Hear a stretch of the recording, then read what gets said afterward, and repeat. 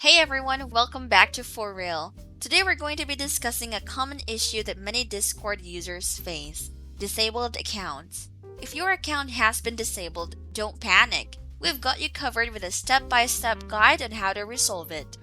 Discord is an amazing platform to connect with friends and squad virtually through audio calls, text, or video calls. You can even use it as a streaming portal to share your favorite media with others. However, if your account is disabled, you won't be able to enjoy these features.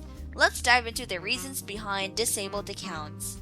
There are several reasons why Discord may disable your account, such as violating their terms and conditions, being under 18, spamming or posting abusive content, inactive accounts for over 2 years, or accounts under investigation for fraud may also be disabled. But don't worry, there is a solution. The first step to restoring your disabled account is to contact the Discord support team. You can do this through their help center or by emailing support@discordapp.com. If this doesn't work, you can submit an appeal form.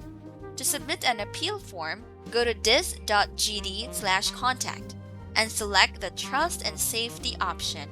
Then enter your email address and choose Appeals, Age Update, Other Questions for How Can We Help.